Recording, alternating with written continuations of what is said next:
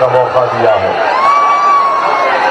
और आप जानते हैं कि इस अजीम शख्स ने जमींदार और अंग्रेजों के खिलाफ जिद्दोजहद की, उनको उनका हक दिलाया और उसी लड़ाई में वो शहादत भी पा गए। मैं आपको बताना चाहता हूं कि इस विधानसभा में अगर आप मजलिस के ताईद उम्मीदवार हमारे भाई को आप कामयाब करेंगे, जियो कुमार दहन साहब को, जिनका इंतखाबी निशान ऑटो रिक्शा है, तो मैं आपसे वादा करता हूं कि यहां पर इस विधानसभा में महिलाओं के लिए एक यूनिवर्सिटी और स्किल एजुकेशन सेंटर हमारे भाई जनाब जियो कुमार दहन साहब कायम करेंगे। मोबाइल हॉस्पिटल हफ्तेवारी हर ब्लॉक में काम करेगा और हर परिवार को गवर्नमेंट स्कीम का 100% हिस्सा उसको दिलाया जाएगा। सरकारी की प्रोसेसिंग यूनिट इंशाल्लाह यहां पर लगाई जाएगी। स्टूडेंट्स का 100% स्कॉलरशिप का इंतजाम किया जाएगा और खास तौर से पुलिस और पैरामिलिट्री के नौकरी के लिए यहां पर इंशाअल्लाह ताला जियो कुमार दहन साहब एक ट्रेनिंग सेंटर कायम करेंगे और जो टीचर की वैकेंसी है उसको पूर्ण किया जाएगा और जो विलेज तक हर स्कीम है विजय कुमार दहन साहब इस पर अमलवारी करने की पूरी कोशिश करेंगे। मैं आपका शुक्रगुजार हूं कि आप लोग इतनी बारिश में भी भीग कर यहां पर खड़े हैं। मैं आपकी मोहब्बत को सलाम करता हूं, आपका शुक्रिया अदा करता हूं। मुझे यकीन है कि ये आपकी मोहब्बत इंशाअल्लाह ताला यकीनन जियो कुमार दहन साहब को यहां का विधायक बनाने में कामयाब करेगी।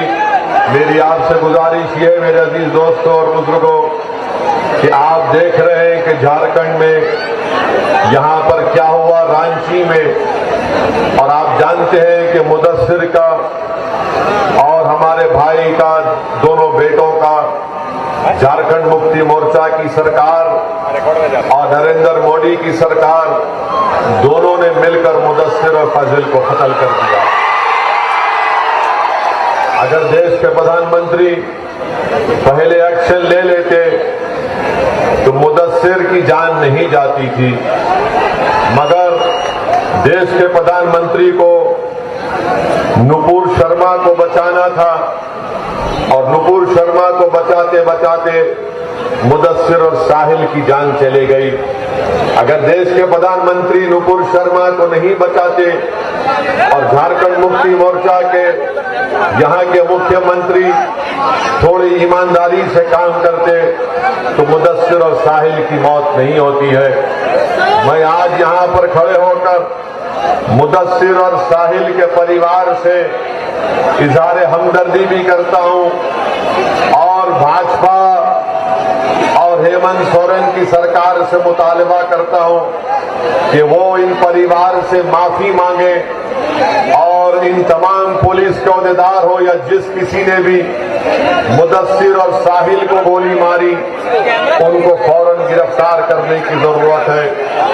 और मैं ये भी बताना चाहूंगा कि जिन्होंने इन बच्चों की जान ली, याद रखो हम वो हैं जिसको शायर ने कहा था कि नजर अल्लाह पर रखता है मुसलमान गयूर। मौत क्या शय है फक्त आलमे माना का सफर। इन शहीदों की दीज अहले कलीसा से ना मांग, कद्र कीमत पे है खून जिसका हरम से बढ़कर। मेरे अजीज दोस्तों और बुजुर्गों, देश के प्रधानमंत्री को समझना चाहिए कि जो नुपुर शर्मा ने अनाप शनाप बकाए, हर किसी का दिल इससे दुख हुआ है, तकलीफ हुई है और हम हर चीज बर्दाश्त कर सकते हैं, मगर रसूल अल्लाह सल्लल्लाहु अलैहि वसल्लम के खिलाफ अनाप शनाप अगर कोई बकेगा तो जाहिर है हम तमाम को तकलीफ होती है। हमारे लिए हमारे रसूल सल्लल्लाहु अलैहि वसल्लम एक इंसान के दिल की तरह है। आप हमारे जिस्म पर, हमारे उंगलियों पर, हमारे पैर पर, हमारे सर पर वार करिए, मगर आप हमारे दिल की तरफ आंख उठाकर भी नहीं देख सकते। ये आपने गलत किया। आप बताइए कि यही सरकार है। अगर आज असदुद्दीन ओवैसी देश के प्रधानमंत्री के खिलाफ अनाप शनाप अगर बोल देंगे तो मुझे रांची एयरपोर्ट से जाने नहीं दिया जाएगा। अगर मैं भाजपा और योगी या फिर आरएसएस के लोगों के खिलाफ कुछ अनाप शनाप कह दूं तो मुझे रोक दिया जाएगा। आखिर क्यों भाजपा नुपुर शर्मा को बचा रही है? आखिर क्या बात है नुपुर शर्मा में जो देश के प्रधानमंत्री उसका तहफ्फुज कर रहे हैं? हम भाजपा से इस बात का मुतालबा करते हैं कि नुपुर शर्मा को सिर्फ सस्पेंड करना सजा नहीं है, उसको गिरफ्तार करना और जेल को भिजाना, तभी इंसाफ होगा। और मेरे अजीज दोस्तों और बुजुर्गों, इस विधानसभा से हमारे भाई दियो कुमार धन का मुकाबला भाजपा से। मैं आज के इस जनसभा से न सिर्फ इस विधानसभा के नौजवानों से, युवाओं से, बल्कि झारखंड के युवाओं से और देश के युवाओं से कहना चाहूंगा कि देश के प्रधानमंत्री ने भारत के युवाओं को बहुत बड़ा धोखा दिया है। उनका मुकद्दर बेरोजगारी बनाकर रख दिया। वो नौजवान जो पिछले 2 साल से फौज में जाने की तैयारी कर रहा था, देश के प्रधानमंत्री ने उन युवाओं की जिंदगी से एक मजाक किया है। और आज आप देखते हैं कि जो पॉलिसी भाजपा ने बनाई है कि फौज में भर्ती के लिए, एयरफोर्स और नेवी में भर्ती के लिए देश के प्रधानमंत्री ने कहा कि 4 साल काम करो और 4 साल के बाद तुमको निकाल दिया जाएगा। देश के प्रधानमंत्री ये युवा जो फौज में जाते हैं वो इसलिए जाते हैं कि देश की सेवा करें। ये फौज में जो जाता है नौजवान, वो अपने लिए एक बाइज़ इज्जत समझता है, अपने लिए एक ऑनरेबल चीज उसको समझता है। वो फौज में जाकर देश की सुरक्षा करना चाहता है। मगर देश के प्रधानमंत्री ने क्या कर दिया? देश के प्रधानमंत्री ने कहा कि ये आपको कॉन्ट्रैक्ट के ऊपर लिया जाएगा, 4 साल काम करो और 4 साल के काम करने के बाद तुमको हम चौकीदार की नौकरी दे देंगे। आप बताइए कि कोई अगर फौज में जाता है, कोई एयरफोर्स में जाता है, नेवी में जाता है, तो कभी पाकिस्तान के फौज से आंख में आंख हमारा सिपाही कर लड़ाता है, तो कभी दिपसांग और हॉट स्प्रिंग पर चीन की फौज से आंख में आंख मिलाता है। और 4 साल वो अपनी जान की कुर्बानी देने के लिए तैयार रहता है। या तो वो चीन और पाकिस्तान की फौजियों को मारता है या खुद मर जाता है। आज उन युवाओं को देश के प्रधानमंत्री भूल चुके हैं। भाजपा वालों, कहां गया तुम्हारी देशभक्ति? तुम्हारी देशभक्ति ये है कि तुम युवाओं को जो अपनी जिंदगी जोखिम में डालते हैं, खतरे में डालते हैं, देश के प्रधानमंत्री, क्या आपकी ये देशभक्ति है कि ये आपकी भारत मां से मोहब्बत है कि आप इन नौजवानों को जो अपनी जान देने के लिए तैयार रहते हैं, आप उनसे मजाक कर रहे हैं? देश के प्रधानमंत्री को ये अग्निपथ की, अग्निवीर की पॉलिसी को वापस लेना पड़ेगा। भारत का युवा खामोश नहीं बैठेगा। प्रधानमंत्री याद रख लो, अब आप दिल फरेब झूठे वादे नहीं कर सकते। आप बताइए कि एक नौजवान 2 साल से तैयारी कर रहा है और अचानक भाजपा की सरकार कहती है कि सिर्फ 4 साल काम करेंगे, 22,000 तनख्वाह महाना मिलेगी और चौथे साल में 28,000 मिलेगा और जब 4 साल के बाद उसको 11 लाख रुपए दे देंगे। देश के प्रधानमंत्री आपको किसने अख्तियार दिया? कौन आपने इस तरह का फैसला आपने ले लिया जो देश की सुरक्षा से आप खिलवाड़ कर रहे हैं? देश के प्रधानमंत्री सुनो, चीन की फौज भारत की जमीन पर बैठी हुई है। पाकिस्तान से आतंकवादी आज भी हमारे देश में आते हैं। 1 लाख वैकेंसी है, 1 लाख फौजियों की जरूरत है भारत को, और देश के प्रधानमंत्री कह रहे हैं कि 45,000 को हम नौकरी देंगे, 4 साल के बाद उनको निकाल देंगे, 25% को दोबारा फौज में लिया जाएगा। उस फौजी को न डियरनेस अलाउंस मिलेगा, न ग्रेजुएटी मिलेगा, न मेडिकल इंश्योरेंस मिलेगा। देश के प्रधानमंत्री, आप इन युवाओं को जो चीन और पाकिस्तान की फौज से आंख में आंख मिला रहे, क्या आप इस तरह से इनका बर्ताव करेंगे? क्या इनकी कुर्बानी को आप रायगढ़ जाने देंगे? मैं भारत के युवाओं से अपील कर रहा हूं कि तुमको असदुद्दीन अवैसी से मोहब्बत नहीं होगी, मगर मुझे देश से मोहब्बत है, मुझे देश की सुरक्षा से मोहब्बत है।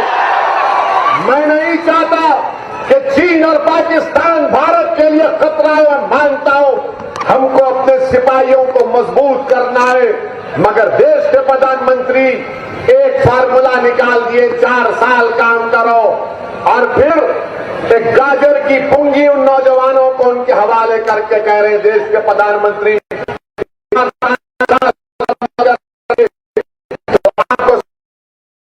फोर्स में, सीआरपीएफ में, बीएसएफ में, सीआईएसएफ में, आईटीबीपी में दिया जाएगा।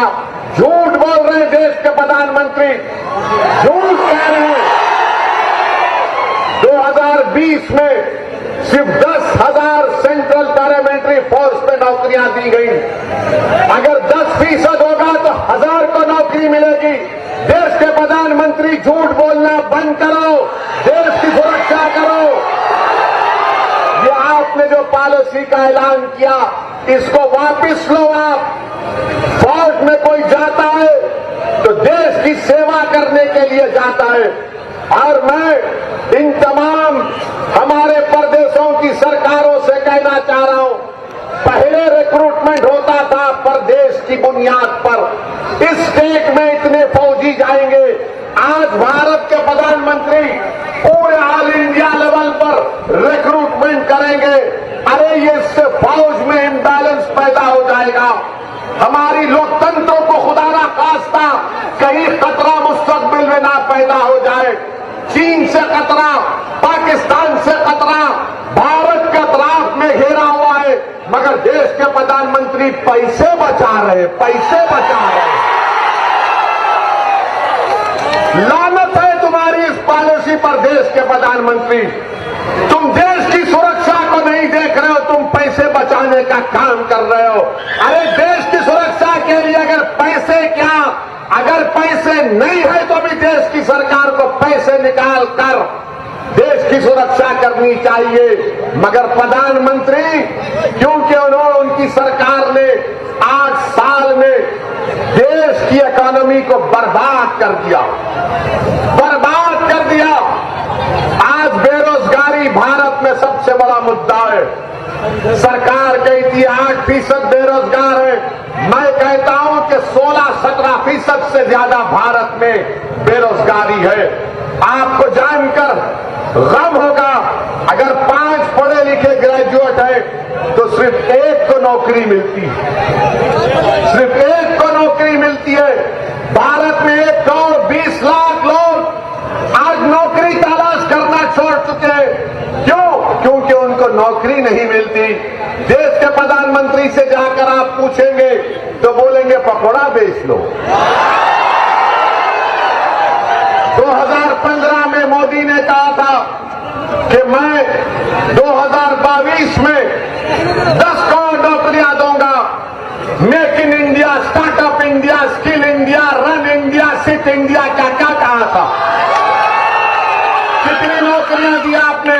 आज देश के प्रधानमंत्री कह रहे हैं कि 2024 तक भाजपा पर 10 लाख नौकरियां देंगी।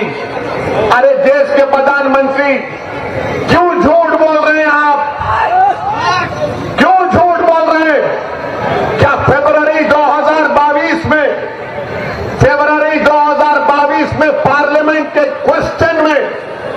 Ministry of personal Jitendra Singh ने जवाब दिया था। कितनी नौकरियां आपने दी? आपने जवाब में कहा था 8 लाख वैकेंसी है, और आपने 8 साल में सिर्फ 70,000 नौकरियां गवर्नमेंट ऑफ इंडिया में दी। आप बताइए 2 साल में 10 लाख नौकरियां कहां से देंगे? 10 लाख नौकरियां नहीं है भारत सरकार के पास। भारत सरकार के पास 55 लाख नौकरियां हैं। देश के प्रधानमंत्री पैसा बचाना चाह रहे हैं। अरे युवा बेरोजगार हो गया है, गरीबी उसका मुकद्दर बन चुका है, कीमतें आसमान को छू रही हैं, पेट्रोल डीजल कहां कहां कितना बढ़ता जा रहा है, मगर देश के प्रधानमंत्री को इसकी फिक्र नहीं है। हम आपसे अपील कर रहे हैं, ये विधानसभा के इलेक्शन में अगर आप एक मौसर जवाब देंगे, मुदस्सिर के मौत का जवाब वोट से देना है आपको। देंगे आप देंगे जवाब? क्या मैं जाकर उसकी मां से कह दूं कि आप जवाब देने वाले हैं?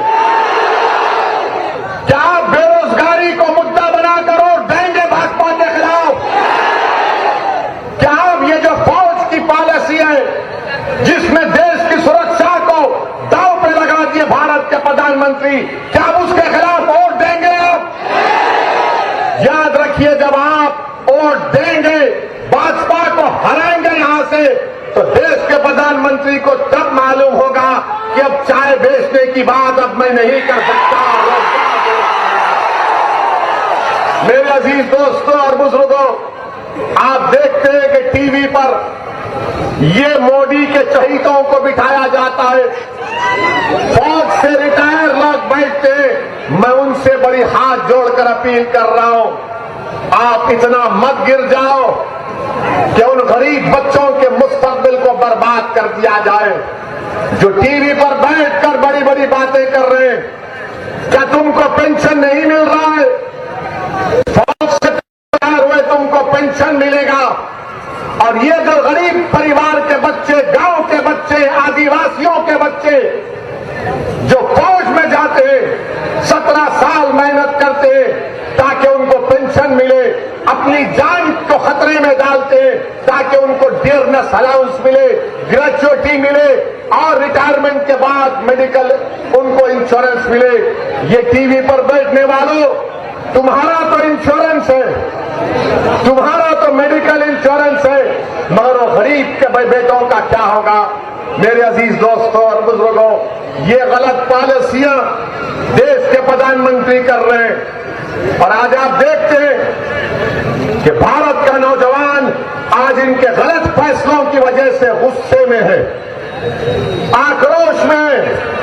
हम टीवी चैनल पर एक गए थे तो वहां पर मोहतरमा ने कहा, आप इसका खंडन करिए, मजम्मत करिए। बोले नहीं करेंगे।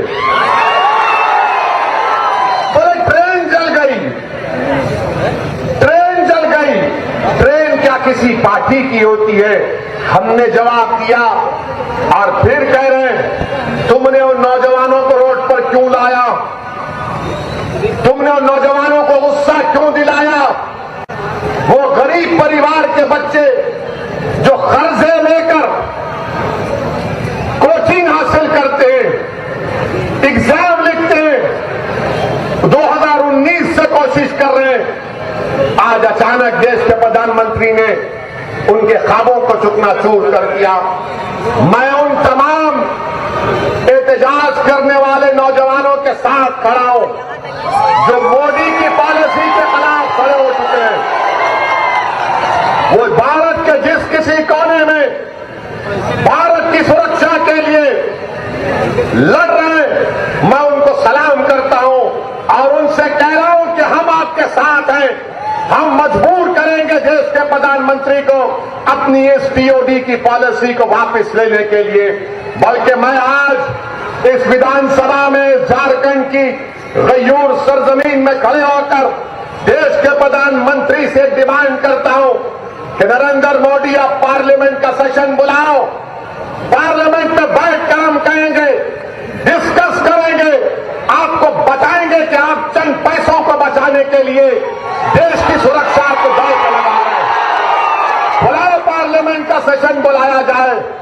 वो पार्लियामेंट के सेशन में हम बताएंगे। लोकसभा में खड़े हो